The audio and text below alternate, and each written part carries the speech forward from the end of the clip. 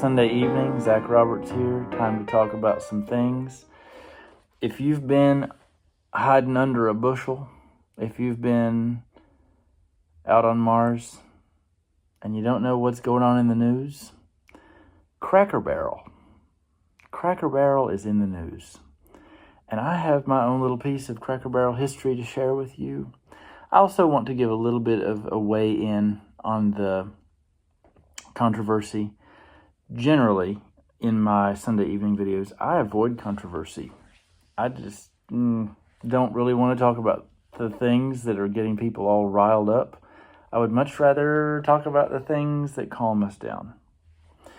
But this is one that I just can't seem to shake. It's interesting to me. I think there are lots of facets, and there are lots of people out there trying to simplify it.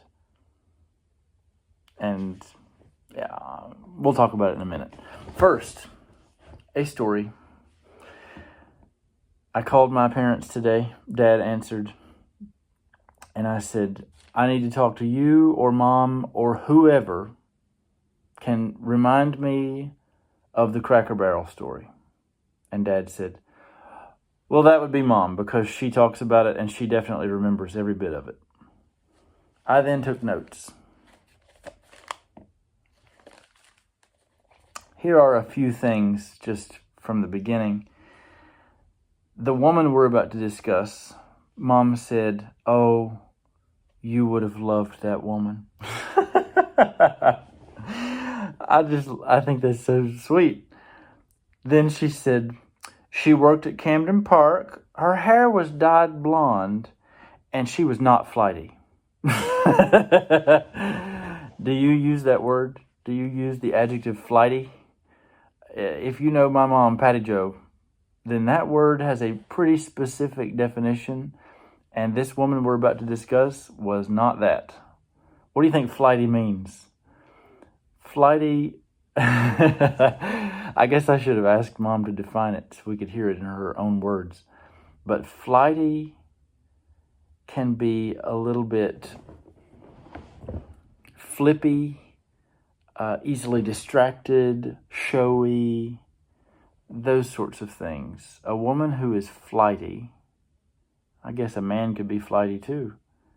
A woman who is flighty makes you feel like you do not have that person's undivided attention.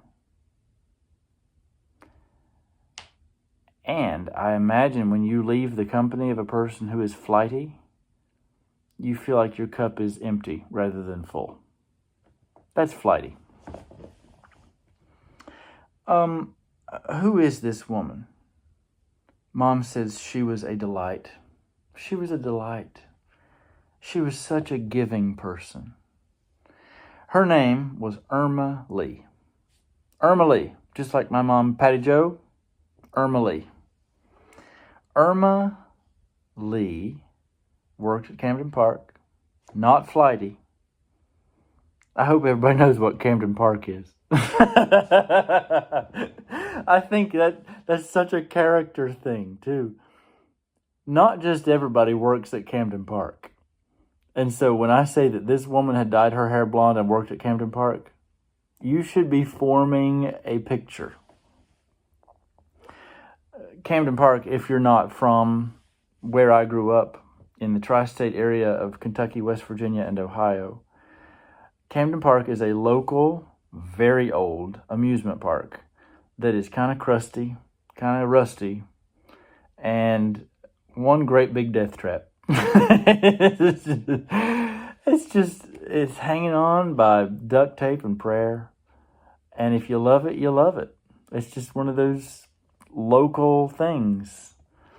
And if I can get my buddy Mark to talk about it, he's always going to talk about the Pronto Pup, which, if I remember correctly, it's a corn dog. Anyhow, Camden Park, West Virginia, Irma Lee worked there. She dated a man named Homer. Homer and Irma Lee. They were in their, I don't know how old. Mom didn't really say an age. I just have a picture of retired, semi-retired. Mom said she worked at Camden Park part-time, and she had loads of money. And she drove a great big black Cadillac. And they owned a little piece of property, not they, Irma Lee owned a little piece of property directly next door to the rental home we lived in when I was born. And Mom said that on that little piece of property where Irma Lee owned, she had placed a little camper or some sort of a travel trailer. And they would come out on the weekends like that was their getaway. I think that's so wholesome. They'd go to Pritchard, West Virginia, as their weekend getaway and stay in the little travel trailer. And Mom said they treated it like a mini home. They'd set out flowers and plant them and pull the weeds and lay mulch around them. And Mom said, as I quoted earlier, she was such a giving person. So you've got to imagine my parents, Kevin and Patty, living in a tiny little white rental home. And then Zach's born in July. I was born in July 10th. And Mom told a story, a brief little thing. Probably before I was born, Irma Lee and Homer came out with steaks. And they told Mom and Dad, we want to grill some steaks and we're going to have you all over for dinner. And she said, I've already got this made and I've got that made. Patty, you can make the salad. And my mom, a new mother and I don't know that I had been born yet, so she's still probably not a mother yet, but a young wife. She said, I don't know how you want your salad. I don't know how you make it and what you want me to do and how you like the lettuce chopped and so forth. And Irma Lee said, whatever you want to do, it'll be fine. Isn't that encouraging? Don't young mothers and young wives need women like that who just say, honey, it'll be fine. It'll be fine. Don't stress over it. And so while Mom is chopping the lettuce and getting the tomatoes ready, she looks over and here are the packages of steaks. And my mom is trying to slide those around so she can see the prices. As she's telling me this on the phone today, I hear Dad shout from the other room, they were $7 a piece. Paid $7 a piece for them. Now you got to think a young couple. And this was a different age. Think about price of meat nowadays. But they looked at a $7 steak. Each one of them, Homer and Irma Lee, had bought for each person to have a steak. And Mom and Dad looked at it like, these people are spending money on us that they shouldn't be. And Irma Lee snapped and she said, don't you look at that. She said, we want to be good to you. Don't you look at those prices. That's so sweet. That's precious. Well, I was born, and within 2 months, or about 2 months, we moved out of that house over somewhere else. Actually, I own the property now that we moved to.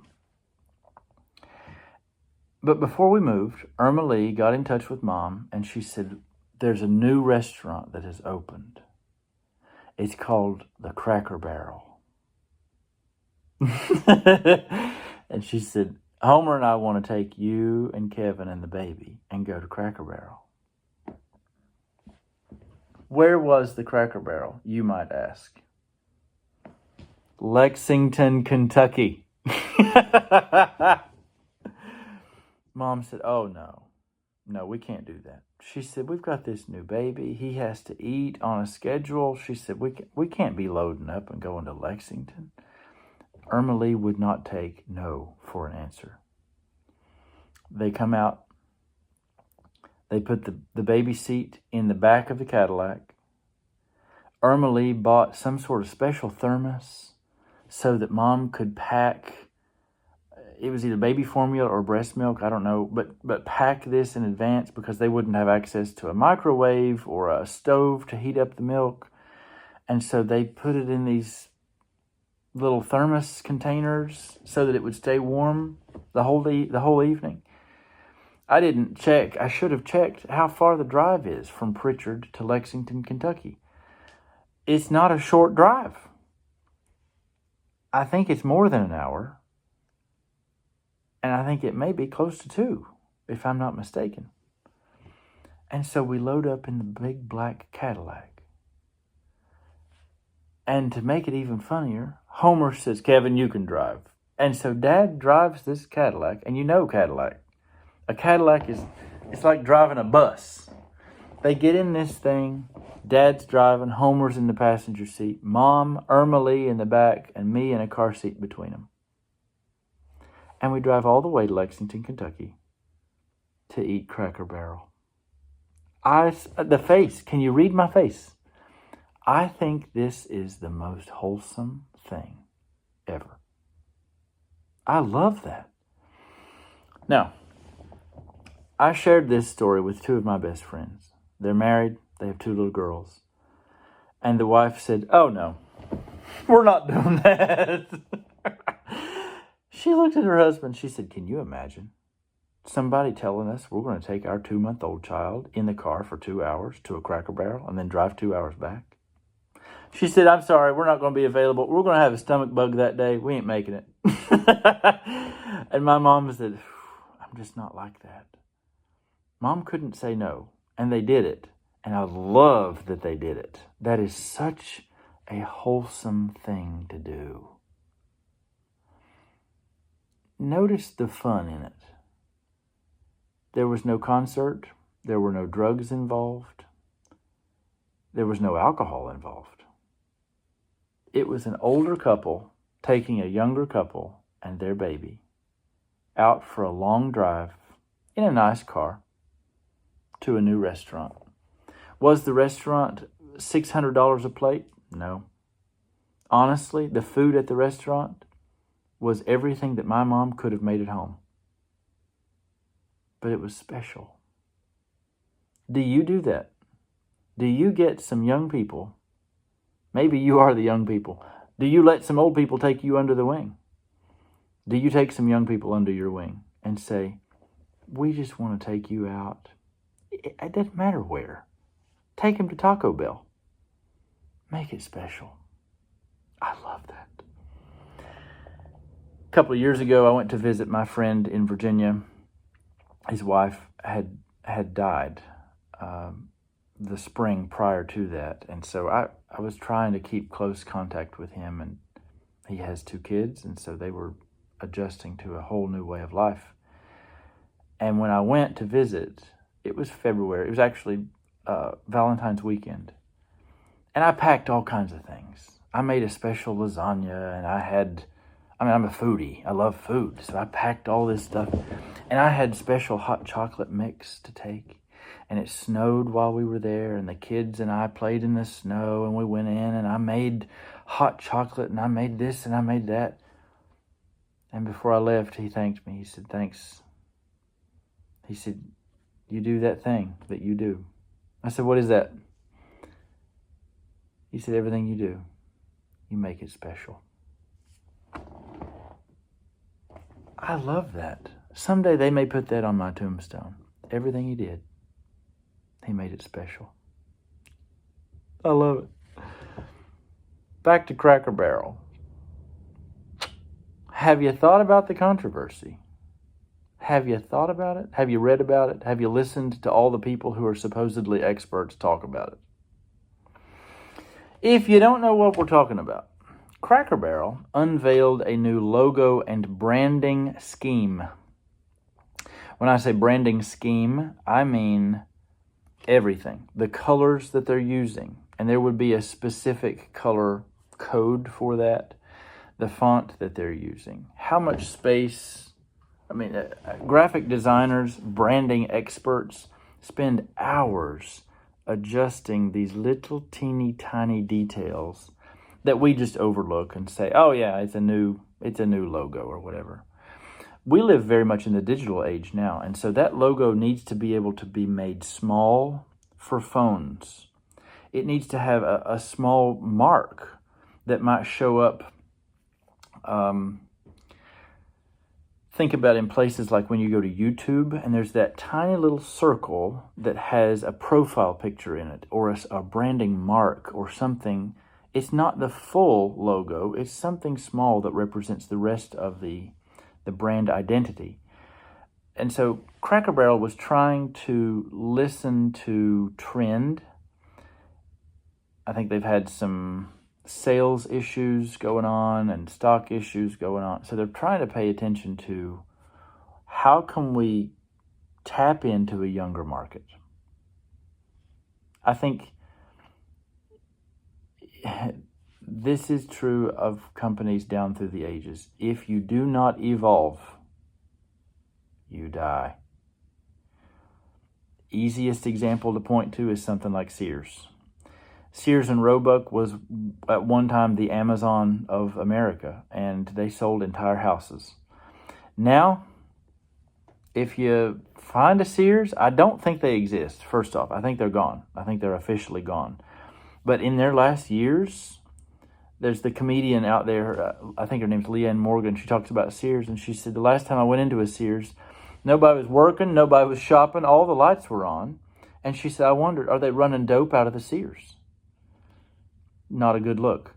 And so Sears lost its ability to evolve.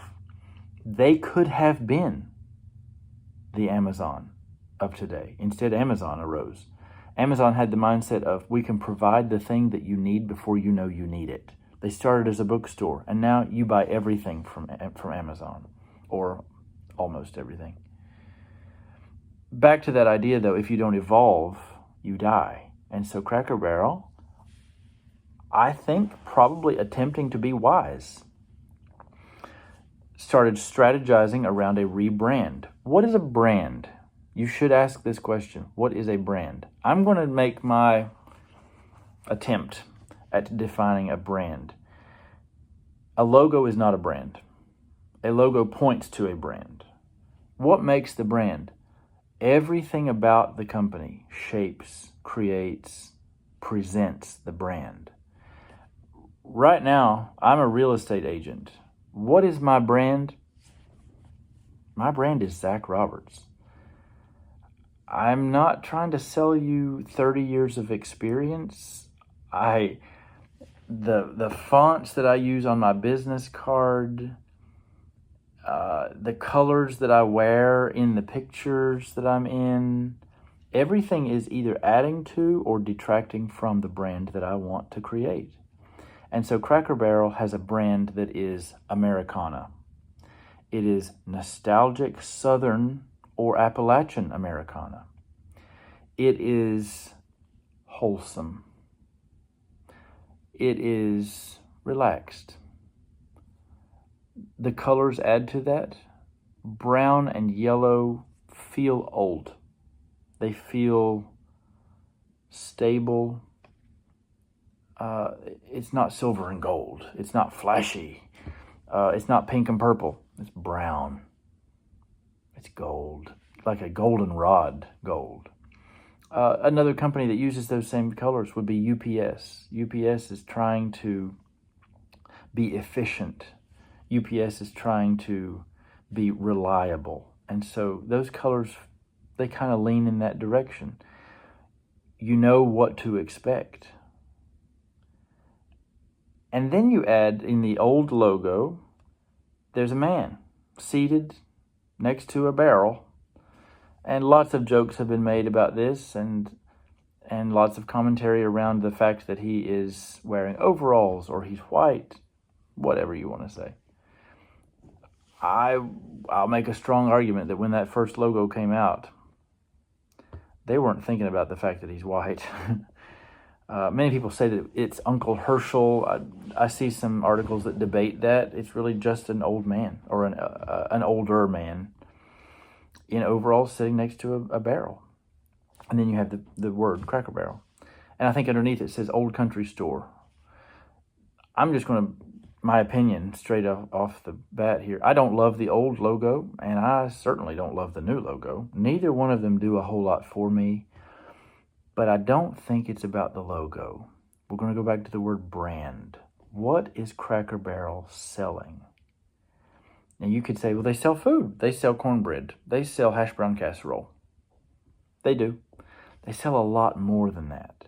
Those rocking chairs on the front, you could say, oh yeah, those are for sale. I don't mean what's for sale. They're selling an experience. That experience is meant to be nostalgic, safe, reliable, clear expectations. Now, when that is your brand, and you come in 2025, guns blazing, and try to change the logo, that's not going to go well. That logo is stable. Even if it wasn't good, or if it was, it's stable. It's expected. It's nostalgic. I'm going to argue that the entire brand of Cracker Barrel is built on nostalgia. If you look at the 60s or 70s, I don't remember the year. I'm sorry, I didn't do my research like I should have. I want to say Cracker Barrel began in the late 60s. And if I'm wrong, somebody will tell me. But the entire building of that brand for Cracker Barrel, I think, is based on nostalgia. Life wasn't exactly like that in the 1960s. Do you realize that Andy Griffith, for example, when we watch the Andy Griffith Show, that's not what life was like in the 1960s. Excuse me. That's what viewers wanted life to be like in the 1960s, and that's why it was so popular and still is, because it pulls you back into a safe and comfortable realm. Well, Cracker Barrel has attempted to do that since its beginning. We're hanging up these old pictures, old ads, antique farm implements, all these different tools and pieces of nostalgia. Even the dust. I mean, the dust hanging around your head. I saw one post that said it doesn't even look very clean. It's not. That's because the past isn't very clean. You go into an old barn, it's coated in dust. Well, you're stepping into this space that is nostalgic. And I'll tell you from personal experience. I went to Cracker Barrel last weekend because of all the hoop-de-doo going on. I went to Cracker Barrel because I hadn't been in ages. And I thought, well, if they're going to change the logo and if they're going to change the interior decoration and everything, I want to see what I see. And it's just, I'm not much of a bandwagon kind of guy, but for some reason this gripped hold of me. So my buddy and I went, we had dinner. It was about 8 o'clock in the evening on a Friday. And it was me and him and just a handful of other customers. And the guy behind us sitting at another table, I heard him complain because his dinner was not correct. Whatever was brought out was not what he ordered. And he said, ma'am, I'm not trying to be a jerk. But he said, I look around this dining room and there is almost no one here. And I don't know how you can mess this up. Well, that's a bad sign.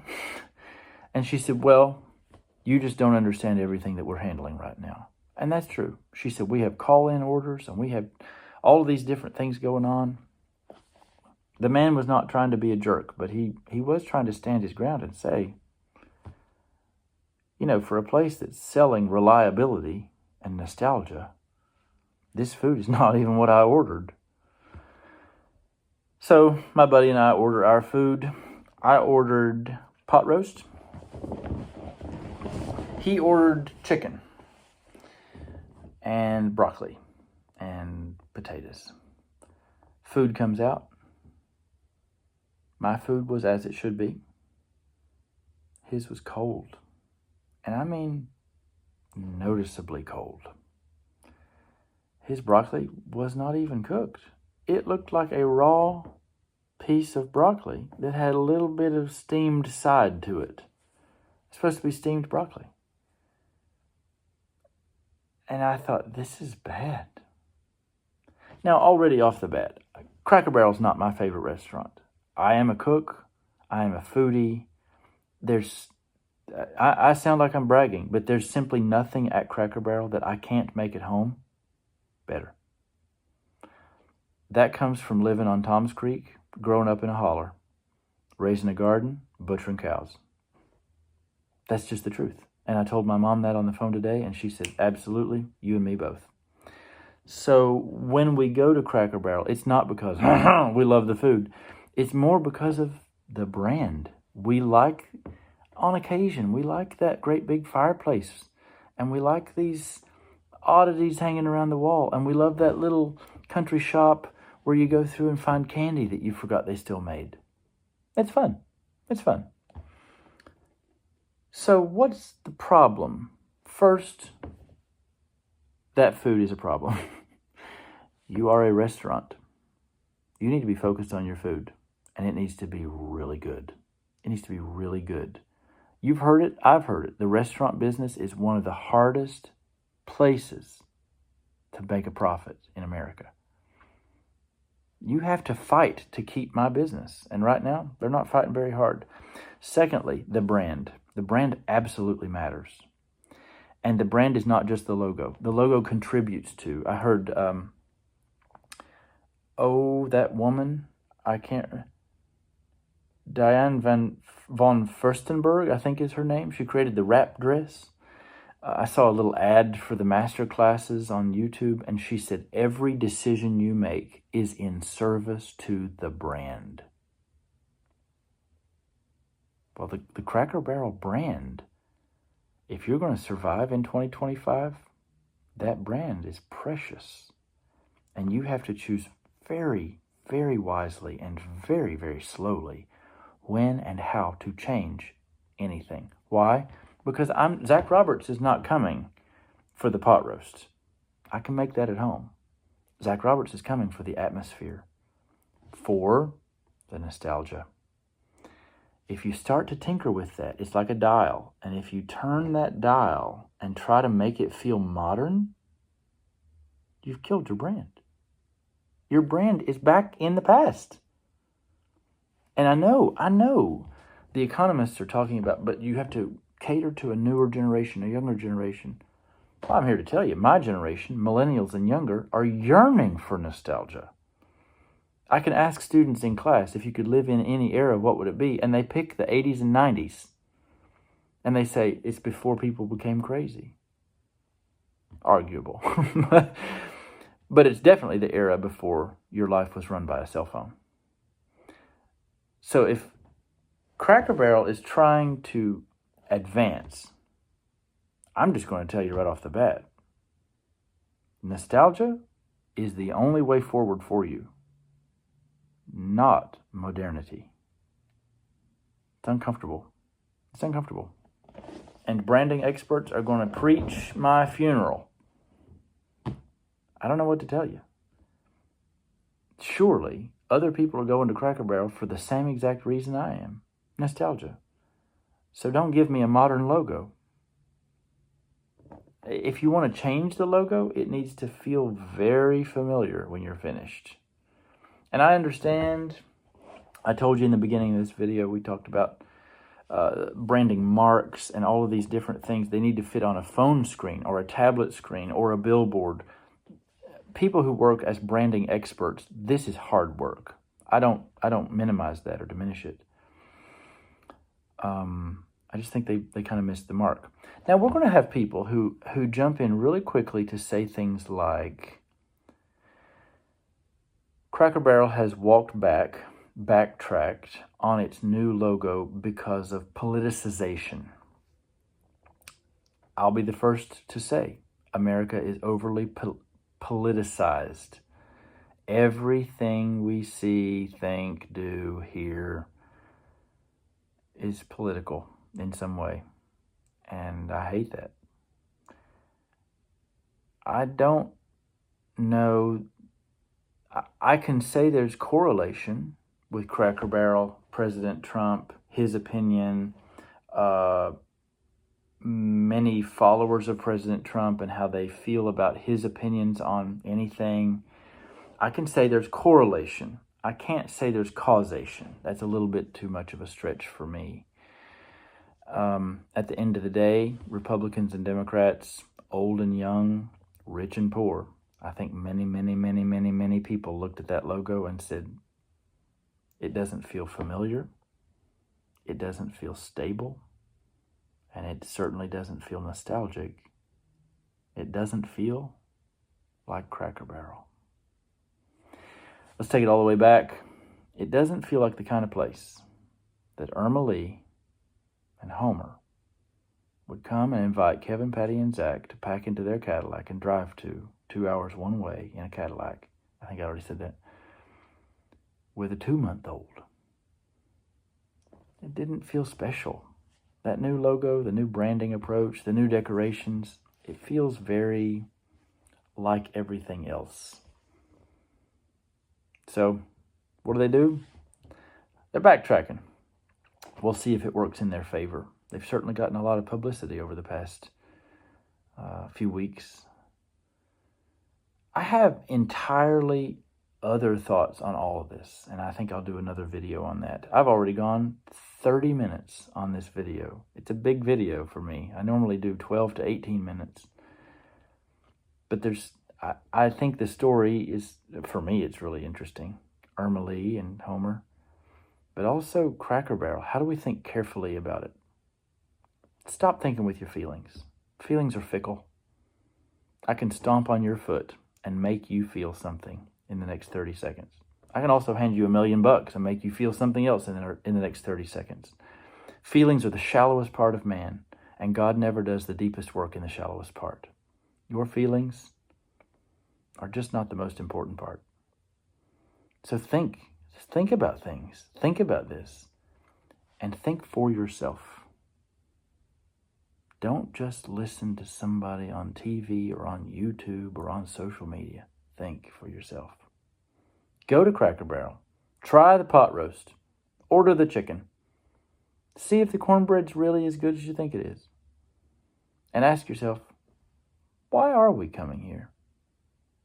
What do we like about this place? Another day, I'll do another talk. Because I think at the root of this, there is inherent meaning.